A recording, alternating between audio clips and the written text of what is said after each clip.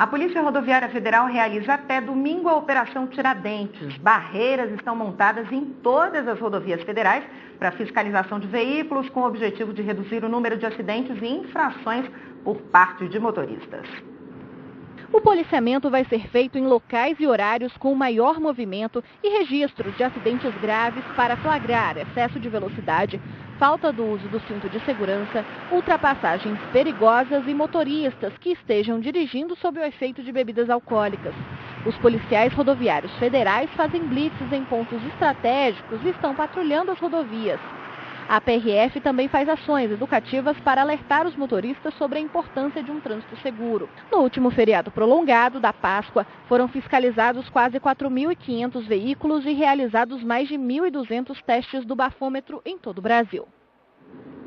Pois é, e um dos principais instrumentos para coibir acidentes e mortes no trânsito é a Lei Seca. E justamente para falar sobre ela, eu converso aqui na bancada do Jornal da Justiça, primeira edição, com o advogado Jackson Domênico. Muito boa tarde, obrigada pela sua presença aqui com a gente hoje. Bem, doutor, eu começo perguntando o que diz o Código de Trânsito? A lei, a tolerância de fato é zero.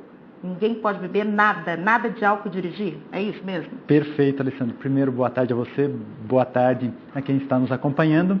E a tolerância, efetivamente, é zero.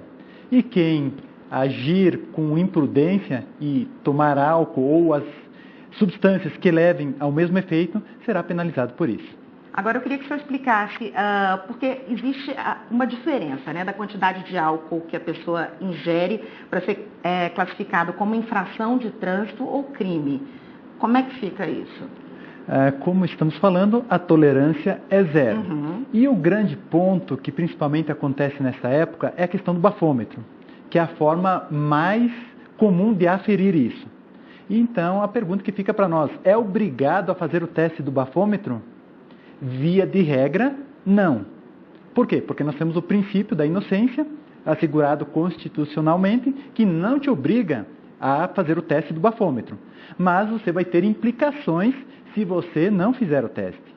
Como, por exemplo, a retenção da carteira de motorista ou até a apreensão do veículo. E, dependendo da circunstância, ainda a condução da pessoa aos órgãos policiais. Tá, tudo bem. A pessoa não é obrigada a fazer o teste do bafômetro, mas só o teste do bafômetro é que vai ficar só a partir do teste do bafômetro que vai ficar comprovado se ela está com aquela quantidade não permitida de álcool no sangue, quer dizer, nenhuma quantidade é permitida. Mas é a partir daquele teste do bafômetro que vai ser aferido se ela cometeu algum tipo de crime, quer dizer, ela vai ser qualificada como criminosa, se ela cometeu uma infração de trânsito, é isso, doutor? Porque para ela responder criminalmente ou administrativamente, existe essa diferença? Sim, existe. Mas veja o seguinte, o bafômetro é o que aproxima mais da realidade e o que dá o resultado com mais precisão. Mas, se não fizer o teste do bafômetro, tem outras formas de aferir se a pessoa está embriagada ou não. Por exemplo, se ela estiver com os olhos vermelhos. Exato. Se ela não tiver com a qualidade do equilíbrio dela tão apropriado. Então, ela está com equilíbrio facultado, digamos assim. Entendi. Então, se acontecer pontos dessa natureza, são outras formas de identificar que a pessoa está alcoolizada. Então, quer dizer, ela pode se recusar a fazer o teste do bafômetro, mas ela pode ser obrigada, ela pode ser levada à delegacia, é isso? Perfeitamente. Ela é tanto levada à delegacia, quanto a sua carteira de habilitação pode ficar retida. Então, esses são os pontos principais. E aferido, chegada à conclusão que a pessoa desrespeitou a lei seca, ou seja, estava consumindo bebida alcoólica, ela será penalizada. Quais são essas penalidades? São duas as principais. A primeira dela, ou podemos pontuar a do artigo 277, ou também a criminal do 306, ambas do Código Penal. Então, uma penalidade é de natureza administrativa, propriamente dita, que é aquela que acontece no Detran. Uhum. Retenção da carteira, pagamento de multa, o veículo retido, etc. E a outra é da natureza criminal, que pode ser uma prisão simples ou pode ser uma multa. Aí depende como ficar configurado, as quantidades, etc. E num caso mais grave ainda, numa fatalidade, quer dizer, a pessoa, vamos pensar numa situação ainda pior, a pessoa ingeriu a bebida alcoólica, assumiu o risco de pegar no veículo, de dirigir e cometeu esse crime e, por acaso, ainda atropelou, matou alguém. A situação se complica ainda.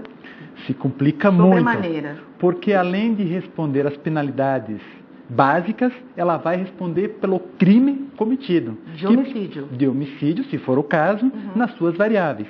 Então, podendo pegar as penas mais graves, que é, por exemplo, uma prisão efetivamente sem qualquer liberdade, facultada qualquer liberdade. Agora, só para a gente encerrar, é possível que essa pessoa que foi flagrada nessa fiscalização da lei seca, é possível que ela recorra de uma multa, por exemplo? E como advogado, sempre vou falar isso, sempre pode recorrer. Mas, precisamente, existem os recursos administrativos, junto ao Detran, e, dependendo da gravidade, os recursos judiciais. Ou seja, houve arbitrariedade, vai comportar as duas formas. Administrativamente, não solucionado administrativamente, judicialmente. Ou judicialmente, diretamente, dependendo da gravidade com que a situação se comportar. Mas o mais importante é não beber e dirigir, né, doutor? Perfeito. Aí evita qualquer problema. E preserva a vida de todo mundo. De todo mundo. Tá certo. Muito obrigada pelas suas informações. Obrigado também, Alessandra.